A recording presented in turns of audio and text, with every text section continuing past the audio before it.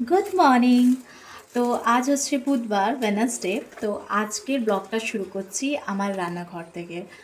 সকালে তো আছে অনেক কাজ, বাট একটুখানি ঠান্ডাটা কমুক, তারপরে গাছপালাতে গিয়ে আজকে জল দেবো, ভালো করে গাছগুলোকে চান করাবো। তার আগে চেষ্টা করছি রান্নাটাকে যতটা হচ্ছে একটুখানি এগিয়ে নিয়ে যাওয়া।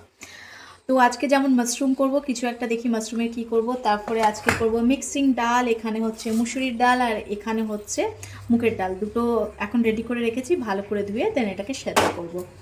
দেখতে থাকো, আশা করি আজকের ব্লগটাও তোমাদের খুব ভালো। প্রথমে আমি মাশরুমটাকে খুব ভালোভাবে ধুয়ে নেবো, তো কিছুক্ষণ ভিজিয়ে রেখেছিলাম। দেন এটাকে কেটে জল ঝরে রেখে দেবো, আর একদিকে ডাল সেদ্ধ করতেও বসিয়ে দিচ্ছি। এখানে নিয়েছি দু ধরনের ডাল, এক হচ্ছে মুসুরি আর মুগের। বেশ ভালোভাবে ধুয়ে ভিজিয়ে রেখে দিয়েছিলাম, তাতে পেঁয়াজ কুচোনো, আর লঙ্কা কুচোনো, আদা কুচোনো, সর্ষে তেল, স্বাদ অনুযায়ী নুন দিয়ে খুব ভালোভাবে সেদ্ধ করে নেবো। দেখবে শীতে গরম গরম ভাত কিন্তু এই ধরনের ডাল দিয়ে বেশ ভালোই লাগে। আর একদিকে মাশরুমটাকে বানিয়ে নিচ্ছি, তো এখানে সর্ষে তেলে অ্যাড করলাম গোটা জিরে, শুকনো লঙ্কা, কুচনো পেঁয়াজ, খুব ভালোভাবে ভেজে নিচ্ছি।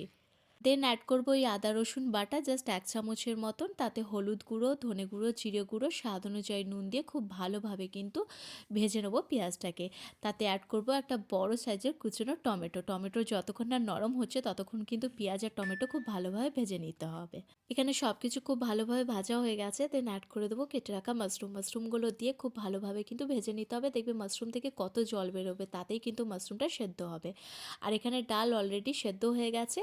আর এখানে জাস্ট মাশরুমটাকে নাবানোর আগে ওপর থেকে অ্যাড করে দেবো ধনেপাতা কুচি। রান্নাটা এখানে হতে থাক, আমি আমার ব্রেকফাস্টে আজকে নিয়েছি মুড়ি। তো মুড়ি খেয়ে সোজা আবারও চলে গিয়েছিলাম রান্নাঘরে। তো আজকে ডালে অন্যরকম করে একটু ফোড়নটা অ্যাড করব। তাতে নিয়েছি 1 চামচের মতন ঘি, গোটা জিরে, শুকনো লঙ্কা, কুচনো রসুন, হলুদ গুঁড়ো, আর কালার আর ঝালের জন্য রেড চিলি পাউডার, কুচনো টমেটো দিয়ে খুব ভালোভাবে ভেজে নিয়েছিলাম।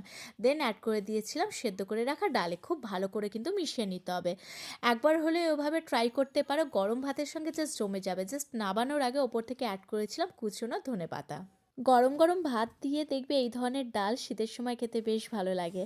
আর এই হচ্ছে আজকের লাঞ্চ থালি। দেখা হচ্ছে নেক্সট একটি নতুন ব্লগে। আজকের রেসিপি ব্লগ ভালো লাগলে লিখে জানিও। আসি তাহলে।